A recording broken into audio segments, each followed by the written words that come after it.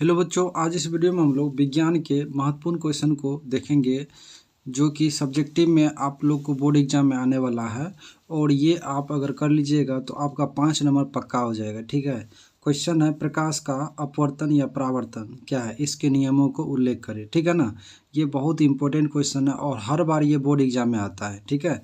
तो चलिए बिना देर के वीडियो को स्टार्ट करते हैं। यहाँ देखिए, सबसे पहले हम प्रकाश का अपवर्तन का परिभाषा दे देंगे। ठीक है ना। प्रकाश का अपवर्तन क्या होता है? जब प्रकाश की किरण एक माध्यम से दूसरे माध्यम में प्रवेश करती है तो उनके दिशा में परिवर्तन होता है। ठीक है ना।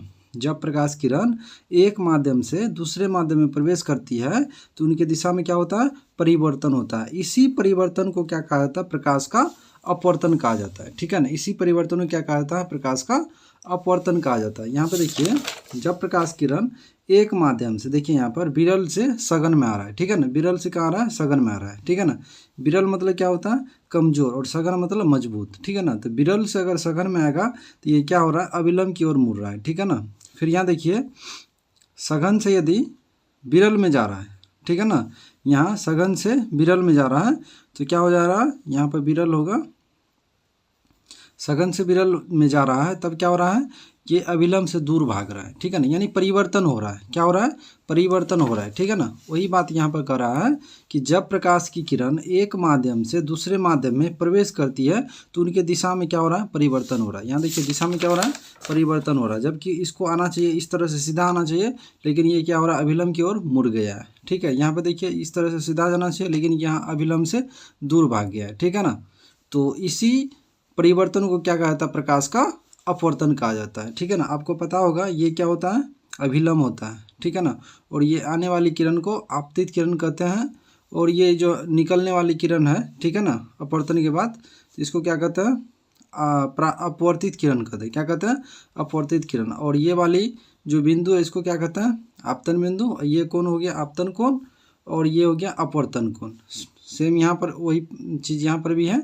ठीक है ना। तो आपको समझ में आ गया होगा कि प्रकाश का अपवर्तन क्या होता है ना। जब प्रकाश की किरण एक माध्यम से दूसरे माध्यम में प्रवेश करती है तो उनके दिशा में क्या होता है? परिवर्तन होता है। और इसी परिवर्तन को क्या कहता है? प्रकाश का अपवर्तन कहा जाता है। ठीक है। चलिए अब हम जान लेते हैं कि प्रकाश के अपवर्तन के कितने नियम होते हैं। ठीक है ना। तो प्रकाश के अपवर्तन के 2 नियम होते हैं। ठीक है। पहला नियम ये हो जाएगा कि आपतित किरण, अपवर्तित किरण, है ना, आपतित किरण और अपवर्तित किरण तथा आपतन बिंदु पर डाला गया लंब, है ना, आपतन बिंदु पर डाला गया लंब या अभिलंब, तीनों एक ही तल में होता है। ठीक है। क्या मतलब कि आपतित किरण, अपवर्तित किरण, है ना, तथा आपतन बिंदु पर डाला गया अभिलंब, तीनों क्या होता है? एक ही तल में होता है। यहाँ पर देखिए, आपतित किरण, ठीक है, ये रहा आपतित किरण। ठीक है ना। ये आने वाली किरण को क्या कहते हैं? आपतित किरण। तो ये आपतित किरण है ना, और अपवर्तित किरण ये रहा। ठीक है, अपवर्तित किरण। और यहाँ पर आपतन बिंदु पर डाला गया लंब, ठीक है ना, आपतन बिंदु पर डाला गया लंब या अभिलंब, तीनों क्या हो रहा है? एक ही तल पे। देखिए यहाँ पर तीनों क्या है? एक ही तल पे है। तीनों कहाँ है? एक ही तल पे है। तो ये हो गया प्रकाश के अपवर्तन का पहला नियम हो गया। ठीक है ना। ये प्रकाश के अपवर्तन का पहला नियम हो गया। ठीक है। उसके बाद फिर यहाँ पर देखिए, प्रकाश के अपवर्तन का दूसरा नियम क्या होता है? तो प्रकाश के अपवर्तन का दूसरा नियम है, प्रकाश के किसी विशेष रंग के लिए, है ना, प्रकाश के किसी विशेष रंग के लिए आपतन कोण की जया sin i। ठीक है ना। आपतन कोण है ना, तो इसलिए यहाँ sin i होगा। ठीक ना। आपतन कोण की जया sin i तथा अपवर्तन कोण की जया sin r का अनुपात, है ना, किन्हीं 2 माध्यमों के लिए एक नियतांक होता है। क्या मतलब कि प्रकाश के किसी विशेष रंग के लिए आपतन कोण की जया sin i तथा अपवर्तन कोण की जया sin r का अनुपात क्या होता है? किन्हीं 2 माध्यमों के लिए एक नियतांक होता है। ठीक है ना। इसे स्नेल का नियम भी कहा जाता है। ठीक है ना। ये जो प्रकाश के अपवर्तन के दूसरा नियम है, इसको स्नेल का नियम भी कहा जाता है। ठीक है ना। अर्थात म्यू, अर्थात ये जो है अपवर्तनांक को जो है, यहाँ पर देखिए, नियतांक को म्यू से सूचित करते हैं। ठीक है ना। तो म्यू बराबर क्या हो जाएगा? sin i बटा sin r, जहाँ म्यू एक क्या है? नियतांक है। जहाँ म्यू एक क्या है? नियतांक है। ठीक है। आप लोग को याद हुआ?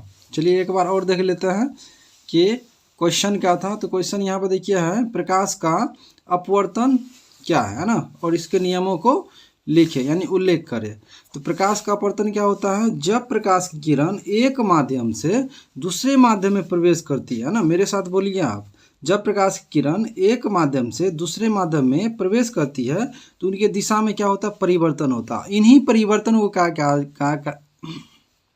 को इन्हीं परिवर्तन को क्या कहा जाता है, प्रकाश का अपवर्तन कहा जाता है। क्लियर है। उसके बाद देखिए आपको हम बताएं कि प्रकाश के अपवर्तन के दो नियम होते हैं, ठीक है ना। प्रकाश के अपवर्तन के कितना नियम होते हैं, दो नियम। पहला नियम है कि आपतित किरण अपवर्तित किरण तथा आपतन बिंदु पर डाला गया अभिलंब, ठीक है। आपतित किरण, अपवर्तित किरण तथा आपतन बिंदु पर डाला गया अभिलंब तीनों क्या होता है, एक ही तल में होता है, ठीक है। उसके बाद दूसरा नियम है प्रकाश के किसी विशेष रंग के लिए आपतन कोण की ज्या sin I तथा अपवर्तन कोण की ज्या sin R का अनुपात किन्हीं दो माध्यमों के लिए एक नियतांक होता है ना, और इसे स्नेल का नियम भी कहा जाता है, ठीक है ना। और इसको इस तरह से लिख सकता है, अर्थात म्यू बराबर sin I बटा sin R, जहाँ म्यू क्या है, एक नियतांक है, ठीक है। तो ये अगर आपको याद हो गया, ठीक है, और आप अच्छे से इसको समझ लिए तो आपका जो है ना 5 नंबर पक्का एकदम फिक्स हो जाएगा। तो उम्मीद करते हैं कि आपको वीडियो पसंद आएगा। अगर आपको वीडियो पसंद आए तो प्लीज़ वीडियो को लाइक कीजिए, शेयर कीजिए और चैनल को सब्सक्राइब जरूर कर लीजिए, क्योंकि आपके लिए यहाँ पर 10th 12th का इम्पोर्टेंट जो है क्वेश्चन लाने वाले हैं जो कि बोर्ड एग्जाम में पूछा जाएगा। तो चलिए फिर मिलते हैं अगले वीडियो में, तब तक के लिए बाय बाय, टेक केयर, जय हिंद।